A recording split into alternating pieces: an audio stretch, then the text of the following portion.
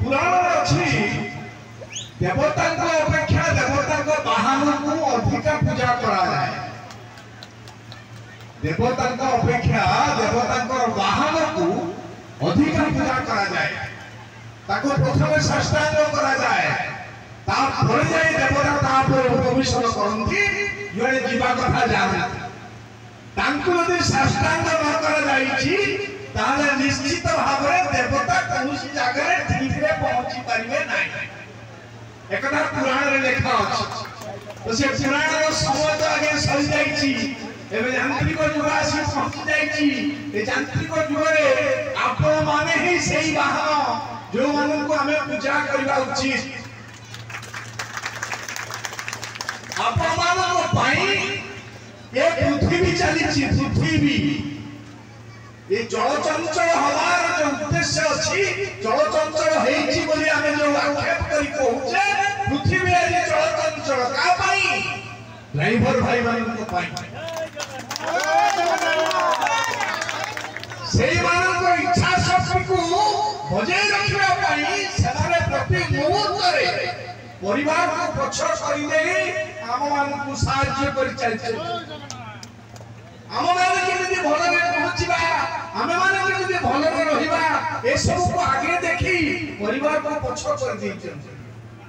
तेणु विशेष भाव में से मन को कृतज्ञता करूची जे सतरे आपण माने देवता को ठारू कोनसी गुण रे कम नहंती।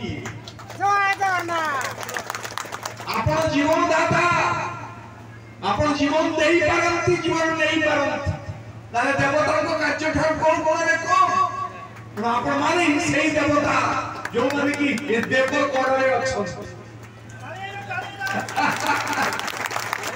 ये तो बड़ा गोटे कथा सबुठु बड़ कथा होची जे आपण मानकु सही आपण मानक कथा को रखी जो माने प्रति मुहूर्त रे जळुचंती घर भितरे आपण को परिवार समान को कोटि कोटि प्रणाम। माँ भौणी भौज एमाने समस्ते प्रति मुहूर्त अपेक्षा करछन। मो स्वामी जाइछि मो पुओ जाइछि मो भाई जाइछि काली केतबेले फेरिबो मां बापा जाइछि केतबेले फेरिबो ड्यूटी सरीबो केतबेले आपण फेरिबे फेरले घरे पहुंचीबे पिला परिवार को कथा बुझिबे हैं तापर मार कथा तापर स्त्री रो कथा परिवार केंदी चलीछि तापर से कथा पिला पाठ पढ़िला कि न पढ़िला पिला गला कि न गला सबुतक दायित्व घरे रहुवा मां भौणी मानन को ऊपर न्यस्त करा जाए। एनु समान को कोटि कोटि प्रणाम जे आपण माने अछंती बोली ड्राइवर भाई सुरुखुरे ता जीवन यात्रा करू आपण माने तो भाई सिया जे भलरता कापडे को करी पाउछ ता ड्यूटी को निभेई पाउछ आपण मान को इच्छा शक्ति जोगु सियाजी भलरे हम राजधानी तरे ठिया हे पारिछि लोक मान को पाखरे पहुंची पारुछि। सबुठ बड़ कथा होछि जे हमें केते धैर्यशील सब लोक तो आगे समान नहंती मनुष्यर मन 50 प्रकृति किए केतबेले को मनोभाव नै कि अछि हम तो जानि न थांती हमें गाड़ी ते नै कि गले से ता मन कोन अछि केते चंचल अछि हमें ताको अनुभव करंती बोली ताकू ता कथारे नै जान सेति पई कथाटा सहज हो जाय नहले तुम में आरंभ हो जाए हाथा हाथी हुए अभद्र भाषा कथा वार्ता चले ए सब कथा हो जाए कारण आपण माने जदि ता मनटा को न बुझी थिबे ताले ए कथा गुडी घटी जदि थरे बुझी देले सी आपन पाखरे बस होई रहला।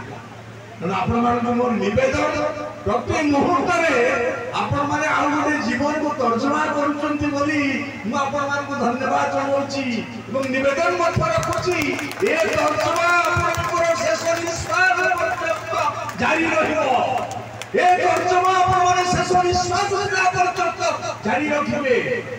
मनुष्य जीवन नुहई केवल वर्ष मास दिन दंड कर्मे जिए नर कर्म एकातार जीवन मानदंड। तेणु कर्म ही जीवन मानदंड। ये जीवन को आप एमती सेमती कहूले नहीं आपण को कर्म ही आपण को भगवान को दरबार में ठीक जगह पहुंचे आपण को पिला पाती तमने कहार किछि असुविधा होनी भगवान निश्चित भाव में ସେମାନଙ୍କୁ ଦେଖିବେ ଏବଂ ସେମାନଙ୍କୁ ଚଲେଇ ନେବେ। ରୋଗ ବୈରାଗ ଯାହା ଆସିଲେ ବି ଆପଣମାନଙ୍କର କିଛି ଅସୁବିଧା ହବ ନାହିଁ। ସେଇ ଭଗବାନ ଅଛନ୍ତି।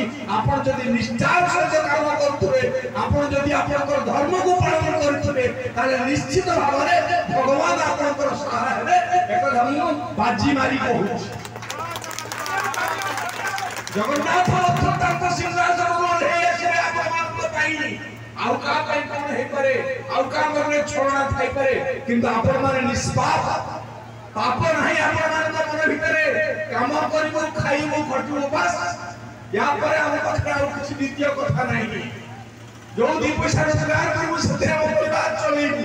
ଆମ ପରିବାର ବଞ୍ଚିଛି ଆପଣମାନଙ୍କ ପଇସା ହେଇପାରେ, କିନ୍ତୁ ଆମେ ପରିବାରକୁ ଚଳଉଛୁ ଆମର ନିଷ୍ଠା ଦେଇ। ତେଣୁ ଆପଣମାନଙ୍କର ସେଇ ନିଷ୍ଠା ଆଜି ଆପଣମାନଙ୍କର ପ୍ରତିଷ୍ଠା କରେଇଛି।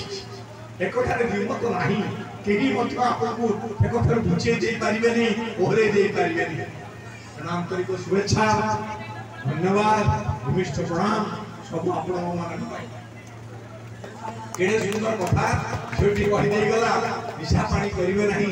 ଏ ତ ସମୟ ବଦଳି ଯାଇଛି। କେତେବେଳେ କାହା ମନ କେତେବେଳେ କଣ ଥାଏ, କାହିଁକି ସେ ନିଶା ଖାଏ, ସେ କଥାଟା କହିହବନି ରେ ମା। ତେଣୁ ଏଇଟା ଗୋଟେ ସମୟର କଥା। ଭାଇ, ବାପା, ଦାଦା ଯିଏ ସବୁ ଅଛନ୍ତି ଆପଣମାନଙ୍କ ପାଖରେ ନିବେଦନ ମୁଁ ମଧ୍ୟ କରୁଛି, ଆମେ ଟିକେ ଟିକେ ତା ପାଖରୁ ଓହରି ଆସିବା। ଓହରି ଆସିଲେ ଆପଣମାନେ ନିଶ୍ଚିତ ଭାବରେ ଭଗବାନଙ୍କ ରୂପରେ ଆମ ଆଗରେ ଠିଆ ହେବେ। ଯଦି ପରିବାରଟା ଆପଣଙ୍କୁ ଅପେକ୍ଷା କରିଥିବ, ଆପଣ ପଇସା ଖର୍ଚ୍ଚ କରିଦେବେ, ସେ ପରିବାର ପାଖରେ ପହଞ୍ଚିଲା ବେଳକୁ ଖାଲି ହାତରେ ପହଞ୍ଚିବେ, ସେତେବେଳେ ପରିବାର କେମିତି ମୁହଁ ଝୁକେଇ ବସିଥିବ ଆପଣ ଅନୁଭବ କରିଥିବେ।